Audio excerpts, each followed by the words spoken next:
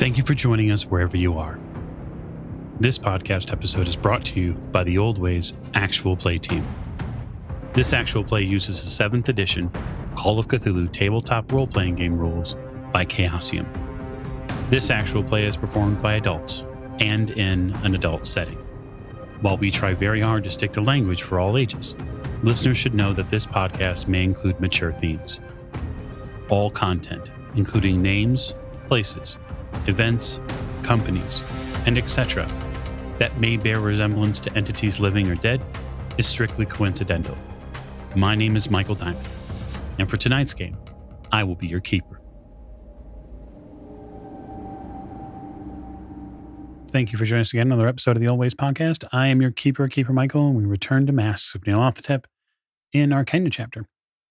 As we always like to do at the top of the show, we'd like to thank you, the listener, and especially you, the Patreon supporter. Check out what we have to offer on patreon.com, and then go jump over to YouTube and subscribe to us there and get entered to win what we're going to give away at 1,000 subscribers. So I can't do this alone, so I'm going to get to introductions, which happen to my right. This is Tiffany, and I play Maeve O'Shea, and I'm doing things, drawing circles and singing. Digging in the dirt, singing all manner of strange vocal tones. To Miss O'Shea's right. This is Morgan. I play Lillian Lane, and I am worried about my eternal soul. I think that's pretty clear. At the end of the table. This is Jake. I'm playing Jack Doyle, and we're just going to have a nice little stroll in the dark recesses of the African jungle. I can't wait. To Jack's right. This is Lonnie, and I play Robert Drummond, and this ASMR is really not helping me sleep. You're just not ASMRing hard enough, Robert. To Mr. Drummond's right. Hi, this is James, and I'll be playing Dr. Sigmund Tattenbach, and I'm looking forward to a nice jaunt through the mountains. Fresh mountain air. I know I am. I really know I am. And last but most certainly not least. This is Alex playing Sam Bellon, who is learning that things are even harder than he thought they would be. Yeah. I mean, as your keeper, I'm not shocked. So we're going to raise the curtain tonight, essentially in the same position we were in, which is the investigators who were speaking with the local medicine man, the local shaman of the tribe Katonga, and before that, Edie, a woman within the village.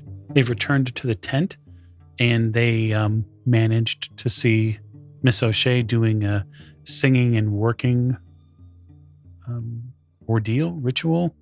You're not really sure what she's doing, although you're just assuming maybe that it's good. You're not sure. She looks very focused. Very, very focused. I step around Miss O'Shea and whatever she might be performing and go right back into the tent. Okay. Yeah, I mean, I would assume that the rest of the characters return to the inside of the tent. There's a small fire here. That's a space that's been made inside the tent.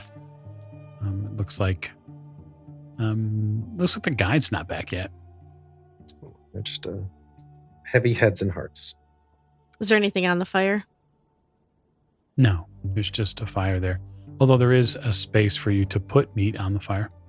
I'm going to take a moment to use those awesome chilies and whatever else is available to construct a draught.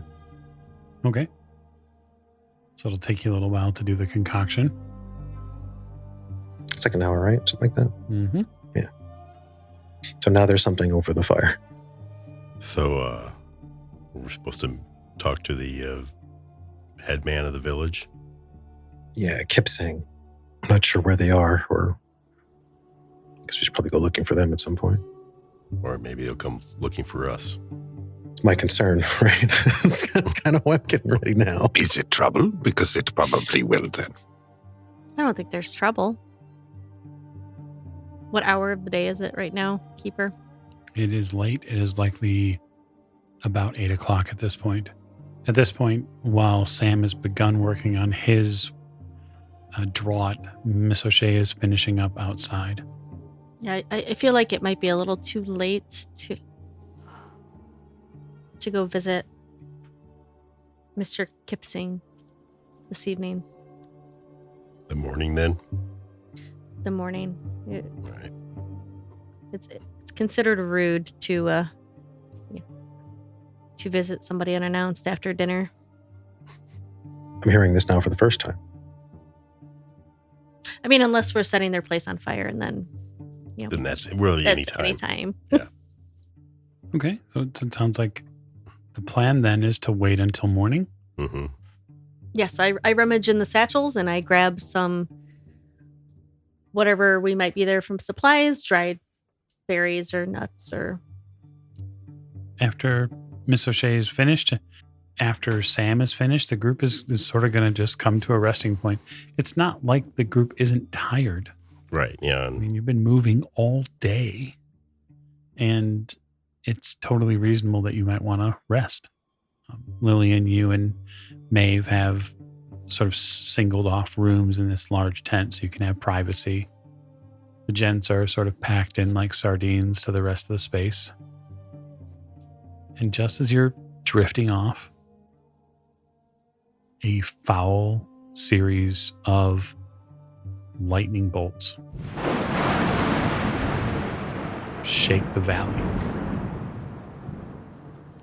You hear the thunder rumble all the way through the ground. Okay, so I'm going to quickly step out of the tent just to look towards the mountain.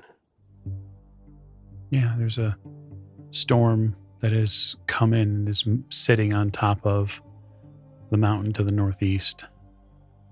Bolts continue to land all around the mountain range up there.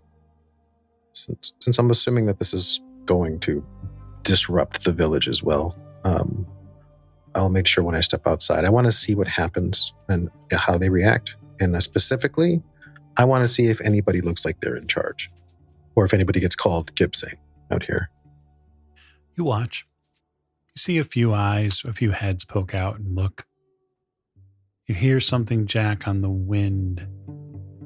It's hard to make out, but there's a voice in that storm. I try to listen closely. I don't know if I'm going to be able to understand it, but It's not really even something I can give you a listen roll for. mm-hmm.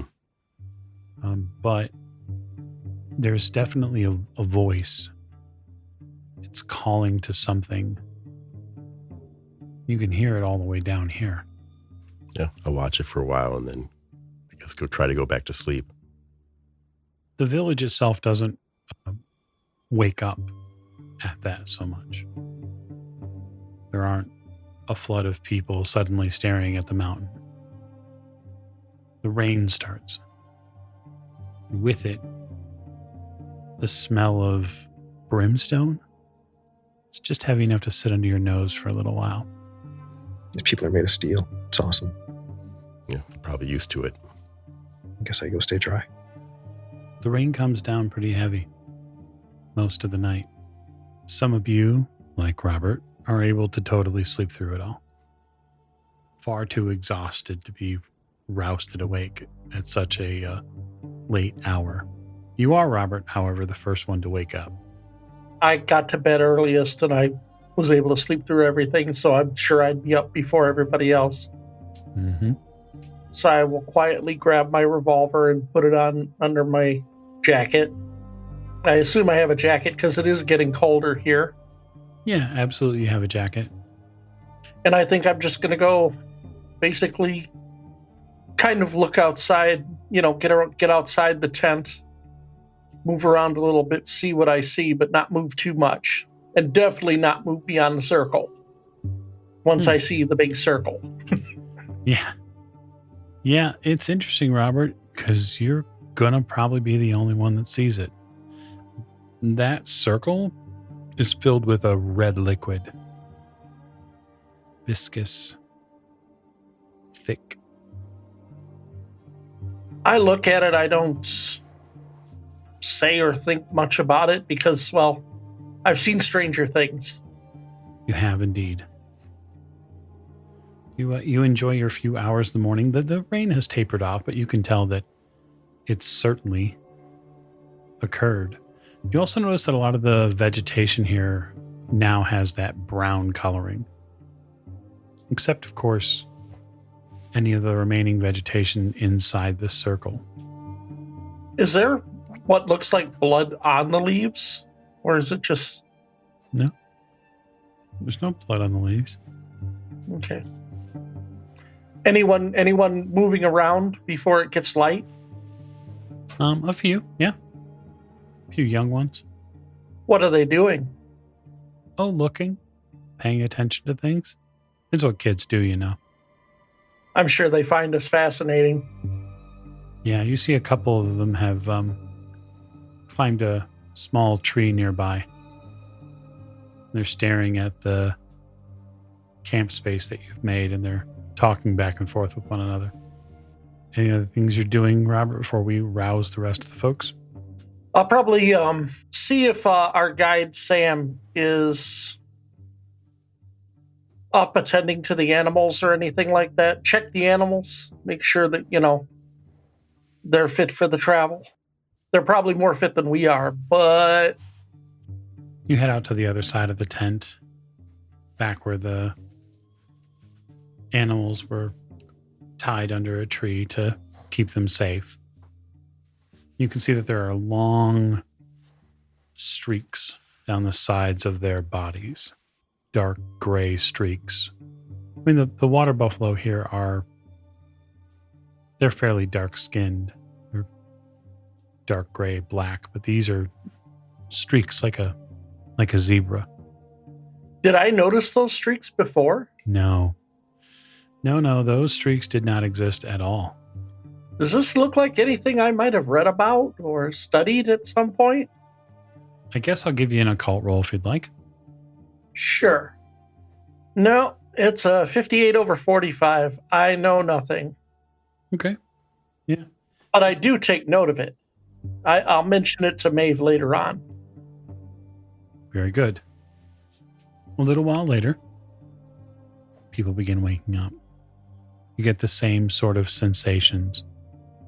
The air smells a little funny this morning. You hear kids playing a little bit. The village is waking up. People are going about their day, making food, looking at likely just doing things to continue to sustain what the village needs. What are you doing? Well, I'm going to go outside, and do I see the red liquid in the... Yeah. Yeah. It's receded quite a bit from likely where it was at the top. It's probably half now, but it's definitely there. You got to figure Maeve's probably got, fairly... She's probably got reasonably sized hands for a woman, so probably 3 or 4 inches deep.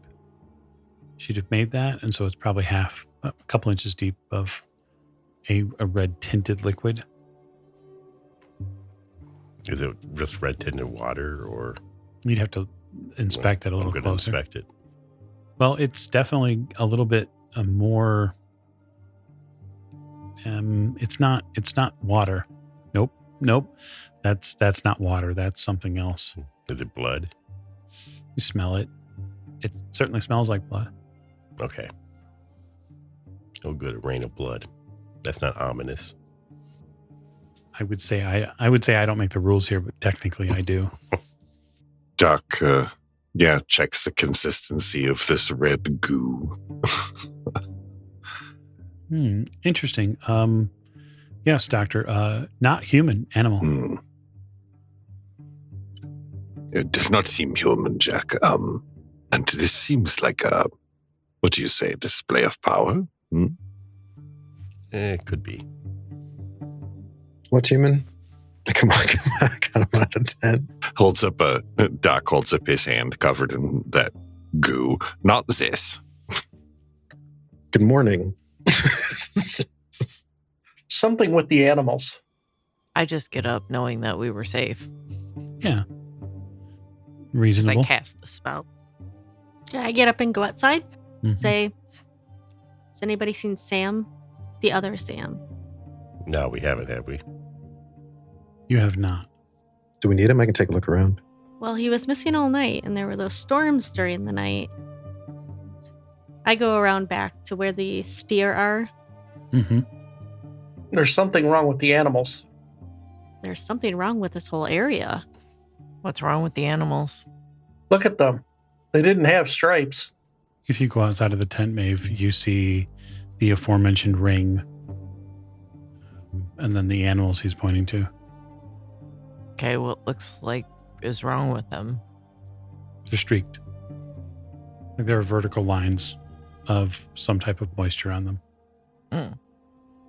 Okay, so they were rained on. Well, the rain wasn't natural.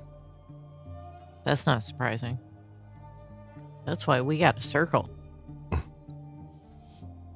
But I think, do they look worse than where? Other than, The animals look freaked out. well, But this is also something you'd notice. But after you look at the animals and sort of look back at the tent and get a view of things, you see that there's an enormous browning of the vegetation outside of the tent and outside of that circle area. I'm sure that the blood raining from the sky freaked them out. They could probably smell it. We know there was blood raining from the sky. Do the animals look like they have blood on them? No, you don't see any red blood on the animals. You just see dark streaks down them. Yeah, at this point I would have wandered off looking for our guide. Well, the circle you cut into the ground was full of blood this morning. Ooh, fun. Do we know that it came from the sky or did it come up from the ground? Well, with the storm last night, I just assumed it came from the sky. Oh, Especially since that storm seemed to emanate from the mountain there. also not surprising. Sam, you head off towards looking for your guide, for that matter. Yeah, the village. We said we're our tent's a little bit outside, right? Probably 30 or 40 feet or so. The tent itself is probably 10 feet wide, so it needed a little bit of a wider berth. Yeah, I'll head out past the animals some, seeing if there's any vegetation stamped down from people walking, or maybe there's a body. No, that's the disturbing thing, Miss Lane, is that it looks like, and you'd get this too, Sam, it looks like the vegetation in the village area has been hit pretty hard. Like you see where they've cordoned off their area for irrigation and crops and that sort of thing. And some of those have withered as well. Just overnight. Yeah. Several of the villagers are tending them, trying to, it looks like, cultivate what they can. I hate this cult so goddamn much. I'm not going to bother them. They seem to know who he was, so I will look for someone who I can intercept and ask if they've seen a Samariga. You run into Edie, and she says, yes, Sam has visited us. You wouldn't happen to know where he is this morning, would you? Or where he might be, where his friend was? She smirks. Oh, like a friend. We all have needs. She turns around and walks back into her tent. Oh, wait. Thanks. Shit. Okay, so maybe he's taking in the morning. I go back to our tent.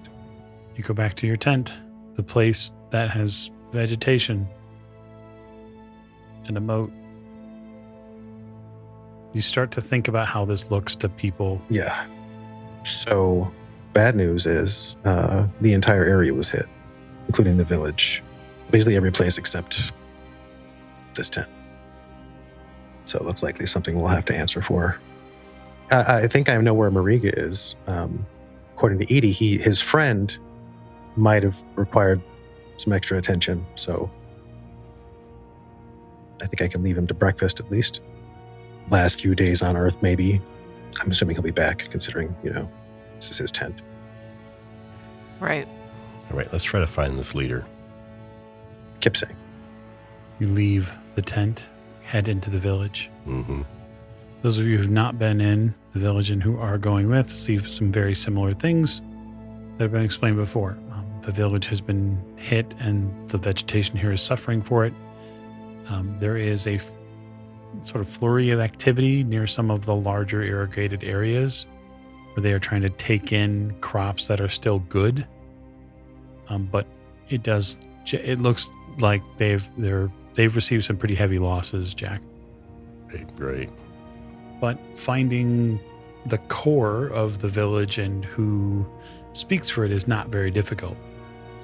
Kipsang is with his people in those same fields, hands working as hard as he can to save whatever he can find.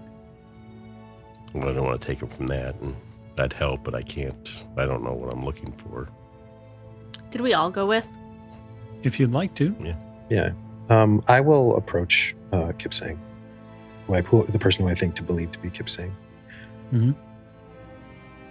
And I'll just kind of wait until he wants to make eye contact. And if he just kind of keeps working, then I will say, excuse me. Are you Kipsang? He comes out of his crouched stance working the fields here and lets out a long exhale. I am Kipsang. Who are you? My name is Sam. We came with Mr. Marika last night. Oh. I'm sorry to hear that. I hope he's okay. Marika? Yes, I heard he took ill. Oh, I wasn't aware. I just knew that he came to visit a friend. He's ill? Yeah, as far as I know. I last checked on him with Kwame not too long ago, an hour or so, before this mess. There is a doctor with us. We can, if we know where he is, we can send someone over there to. We'd like to help. He looks around the field. You have hands. Pull from the root those that are not rotten. I'll turn around. Dr. Sigmund, Samariga is apparently sick. Oh, well, lead the way. I will take him directly. I don't. Excuse me, Kipsang. Do you know where they have Samariga? Yes. Calais. He calls out, and there's a 8-year-old boy or so that comes over, hustles over. Take them to Nariga and Kwame. He says this in Swahili. I'll go with the doctor in case there's other healing that needs to be done. Yeah. Jack, we have hands. We can help. Yeah. Okay. What do we do? Whatever they tell us to do.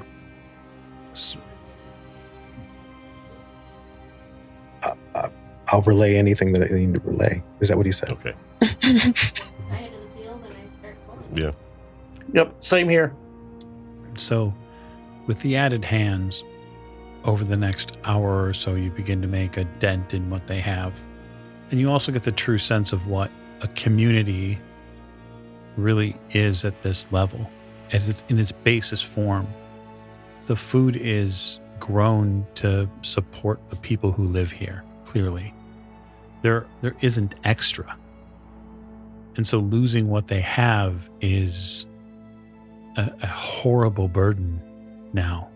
They will not be able to feed, likely, unless they have food storage, which they probably do, but without knowing those things, each pull of these plants is more desperate. You can see the men and women working together trying to deal with each one of these irrigated portions. And it's backbreaking work. Not that you all are softies by any means, but there is no reprieve for your bodies today. When you go and see Sam Mariga, you find him in a bed, in a tent, with another man sort of watching over him. How does he look? Is he just laying there, or is he? Yeah, he is laying back in the tent, and you see that there are what look like lesions that have opened on his body. He's had some sort of reaction to something. Doc will immediately begin to his work. Man he is standing with says in English, "My name is Kwame." He sort of sits down at the head of the bed, and he places a hand near Mariga's shoulders, but doesn't actually touch him. Does anybody let the healer know? Dunga has been and gone. Okay. What did he say? Sam is in the hands of the spirit now. He is fighting. He came suddenly at night. He collapsed. We pulled him in here and to get him out of the rain. What is happening? There is an evil that is taking its toll on the land. This is something that has happened before. Yes, except for this time, I think it's trying to break out instead of just affect things around it. Sigmund, his body has what looks like 20, maybe 30 different portions where the skin has broken open, and some sort of aggravated hives. Try to clean them as best as I can with alcohol and try to make him comfortable with some painkillers. I can only guess that this was probably from direct contact with whatever was outside. But I have never seen burns like this. I can only equate them with burns or some sort of festering corruptions in the skin. Either way, I think we know exactly where it is coming from, yeah? Mm-hmm. That's why we need to find the people that are willing to help us with this ritual and get moving. I am agreed. Kwame looks at you. Ritual. Yeah, we have a ritual that we believe, well, we know will and hope that it will seal up the mountain and everything that's in it. Does Kipsang know of this? Sam, not this Sam, one of the others that is with us is supposed to be talking to him. But if you think that you could relay that to him faster, we'll take care of this Sam. I will help. The help that we need with this ritual is people that are pure and want to help and good, but the cost is everything. But the pay is that everybody is safe. Everyone else. Correct. Everyone wants the world to change, but some people must actually make it happen. I'm prepared to get locked in there too if I have to. We have fought the mountain many times and lost. We want this to be the last fight. You see Kwame take a really big breath in and try to hold it in. He looks down at Mariga and then you, Doctor, and says, Can you truly help him? I will do everything in my power. You have that promise from me. I can ease his pain for a while. Please. He's all I have. I'm going to cast Earthly Sign on him. We're going to do some magic in the tent, eh? Well, he asked me to. Okay. No pain for an hour, and he gets temporary 4 hit points, so that's something. And a 6,891 for a medicine roll from Doc to do his work. Okay. So between the two of you, Western medicine and ancient medicine, and you manage to calm Mariga enough that he does seem to settle back. Doc, you take a very purposeful way and bind up the open wounds so they can't fester. and treat with salve what you can. The temporary hit points will help with obviously the systematic stuff, but moreover, the easing of pain is what Mariga needs. Mm-hmm. And he does seem to calm bodily. Like, Doc, you feel his bodily temperature sort of ease a bit. Well, Doc definitely takes advantage of the relaxation and the easing to try to double down on helping him get as cleaned as the wounds, as tightened, and have him as rested as possible. Certainly. That process takes a little while. By then, the work in these immediate fields is nearing an end. The additional hands and the gusto that the investigators are providing is making a difference. At the end of the day, or at the end of the process, though, it sort of lays bare what the village has and doesn't now. And Kipsang is more than concerned about what he sees. Kipsang, we spoke yesterday with Katonga about some pretty dire matters about what's happening here, and he told us that we should speak with you. I know that every moment is precious, but if we could, we'd like a chance to talk to you about what's happening here. He wipes his hands clean a little bit, gestures towards the center of the village. Your work here has earned my ear. That's all we can ask. Yeah, I'll let the group know, and if I don't know if you speak English, but if you don't, I'm happy to say anything that you want to say to them and they to you. Are we all here? Yeah, I don't know that everybody's here just yet. The stuff with Mariga is probably wrapping up at this point. Sure. So it's myself, Jack, Lillian, and Robert, right? Mm-hmm. Yeah. At some point, the other investigators will likely make their way back and they'll see this scene. Okay.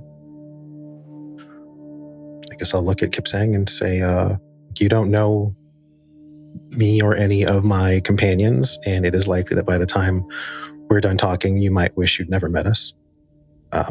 Nonetheless, we are here in your village in hopes to share what we have learned about a potential cure to this blight. He stares at you. I point at the mountain. The wind is obviously not a force of nature. You know this to be true, don't you? I do. Well, it intends to use the power it has to destroy everything that we love and live for, to put it succinctly. We believe, based on what we've learned by chasing this thing across the globe, that whatever they're doing is going to culminate in a ritual that is going to take place in the next few days. We've chased them here to their place of power, where they will either destroy us or we will destroy them. We have been watching the mountain for some time now. We have seen the footprints of many new travelers. It seems they are working on something, gathering. We believe that we know a ritual that can stop it, that can seal it away in the mountain. A dance. Yeah, in essence. While we can hunt the men and people and cultists responsible, the ritual will be the most difficult part to prepare for. The mountain is a god. How will you fight a god? You don't. We can only hope to contain it. Look, we have the knowledge and will to perform this ritual. And, well, we don't have the power to fuel it. It can only come from the same people that are ripping this land apart to try to salvage what they can to survive. You have the meal, but no means to make the fire. We can't ask you to give of yourself, but it only seems fair to make you aware of this chance, this option And you've spoken with Katonga on this matter? He knows. You see Kipsang look around, and sure enough, at the edge of one of these tent flaps, the village's wisest man waits, stands, and just stares back at his leader. You believe the people here are the people you need. I have to believe it. This is a heavy price. We can only ask that you believe what we're saying is at least as true as we know it to be. We can protect your bodies with our own, but we can't ask you to donate them. But your people are the only fighting chance this world has. Do we approach with the... Certainly. I forgot his name. I'm with Alex. I'm forgetting names. It's a lot of new names. So you approach with Kwame. Oh, yeah, Kwame. Mm-hmm. And I'll look at Sam and say, he's willing to help us. Kwame is. I look at him like a deer in headlights. Kwame nods to you and to his chieftain. This is Maeve. This is our ritual master. You see a strange sort of look come over Kipsang's face. And he says, the children of the village call you a witch. Are you a witch? By the definition, perhaps. Is this why the ground around your tent is not spoiled like my farmland is? Yes, and had I known that it would have affected the farmland, I would have done it around the entire village. But I was mostly worried about creatures, not rain falling from the sky. See, we've had a target on us because we have been after this for a very long time. Spirits of the wind tend to know things many do not. I have heard their foul sound in the middle of the night. It woke me from my sleep last night, but my sons asked me not to go outside. Yeah, probably for the best.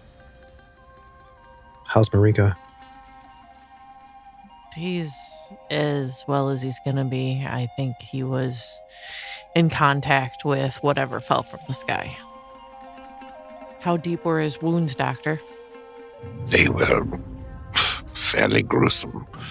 He will recover, but it will be some time. It is unfortunately not a guarantee.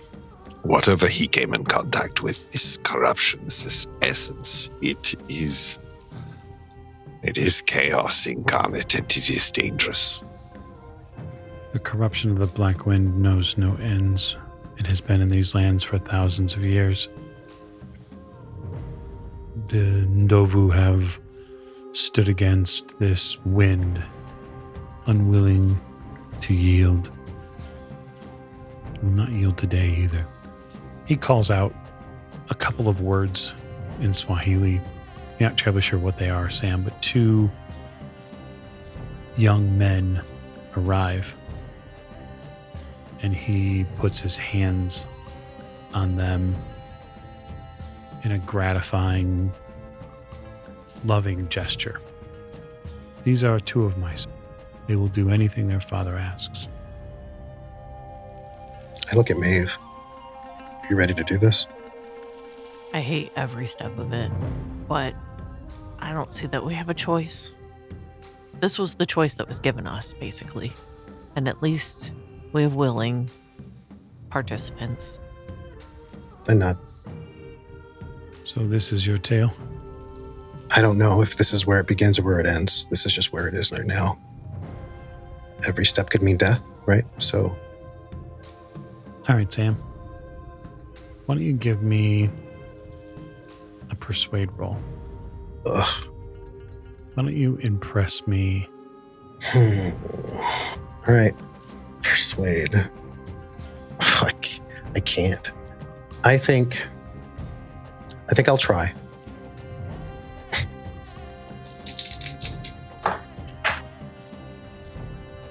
So I got an 18 out of 10. Okay. You said impress you. To get a hard success, I need a 5, right? Is that going to impress you? Do you think that a father would give up 2 of their children for a hard success? So if I want an extreme at 10, I need to get it down to what, a 3? Yeah. I will spend 15 points of luck Okay. for a 3 out of 10. I have 4 luck left. I consider masking on this man, but I don't. I want him to look me in my own eyes, and I guess I will say, no war worth fighting for will come without sacrifice. And in this instance, we're asking you to give the blood of the people we're trying to protect. All we can offer you is a fighting chance. I look at Kwame like nobody else would be willing to help us without him forcing his sons to help us. Kwame looks a little bewildered for a moment. Kipsang is not forcing. He is simply saying that he's willing. He is the tribal elder. What he does is an example to everyone. If the tribal elder is willing to give 2 of his sons to this, others will likely join in. Thank you for explaining.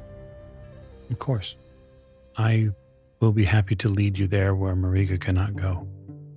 I have more than enough experience in these mountains and these ranges. The assembled village arrives shortly thereafter, after all of the work on the crops is done.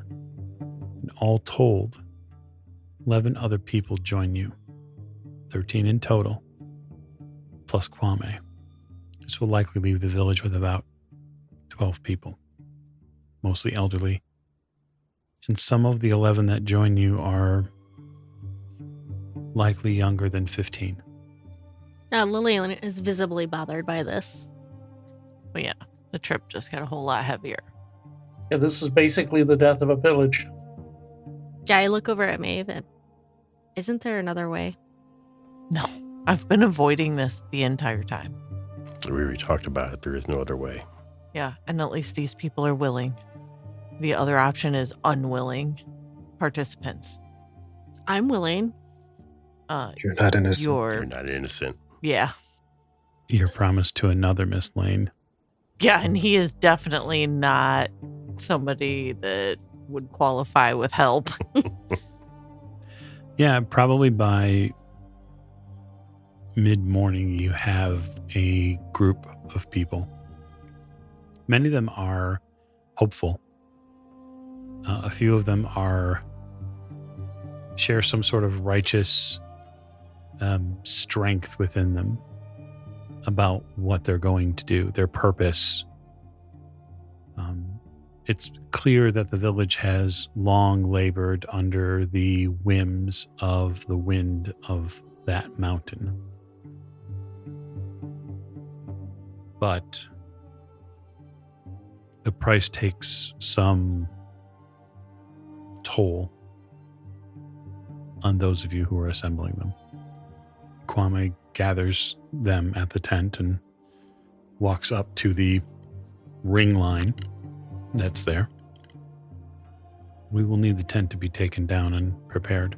Yes. He steps back from the ring. Oh, you're safe. It's okay. We got it.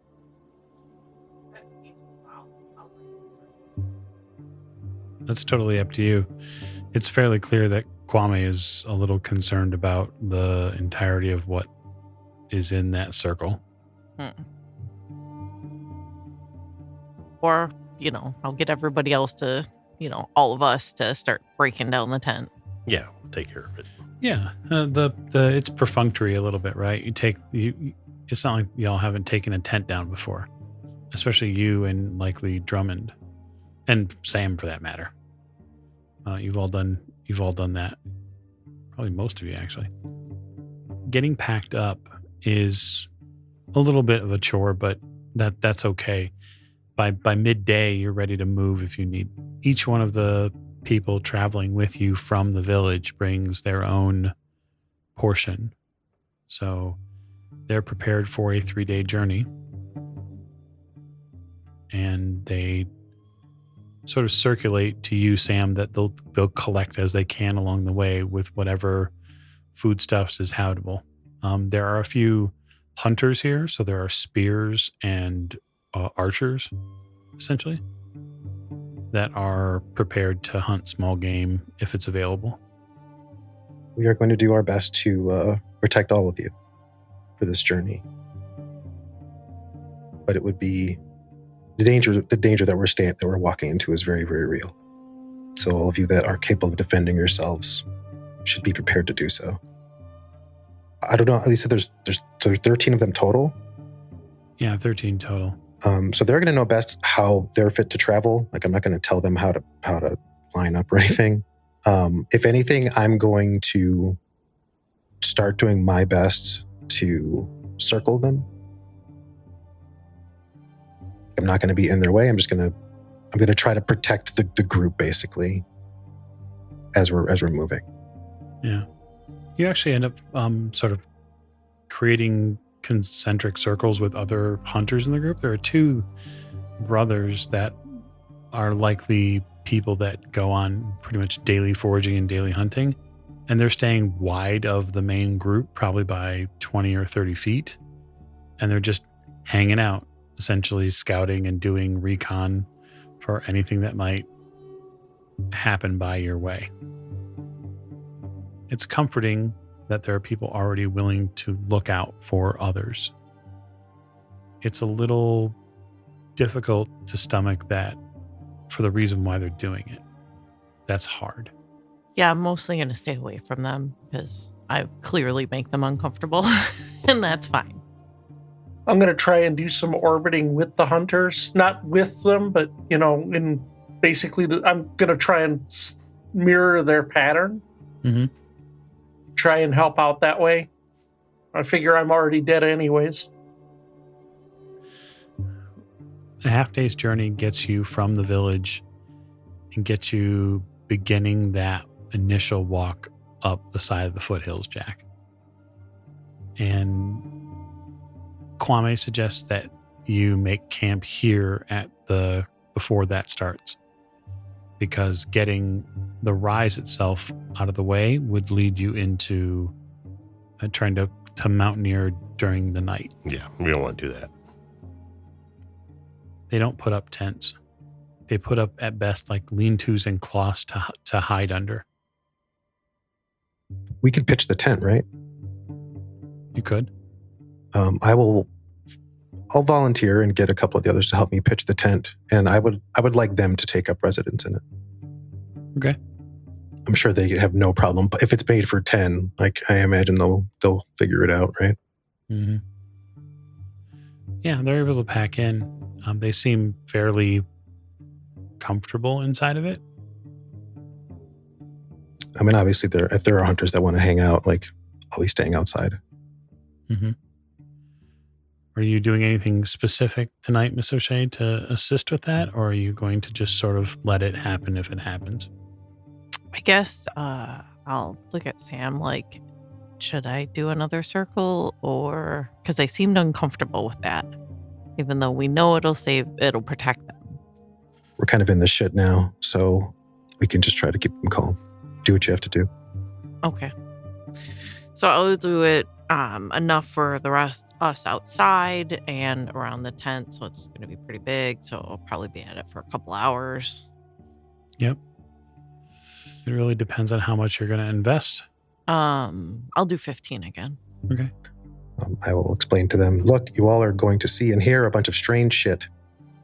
Okay. You prepare them as best they can. Kwame helps out with the calming, especially the younger attendees here. They're a little concerned, especially at the voices outside the tent. what they assume is voices rather than just a single person. It's probably best they're assuming there are multiple people out there. Yeah. But after an hour or so, you manage to get your circle complete, and you feel the added power and protection. And there's a definitive difference when you're outside the circle, and the elements and the wind and all the rest of the stuff that happens that flows down the side of the mountain here, versus when you're inside. It's like an actual calmer portion of air. Nice.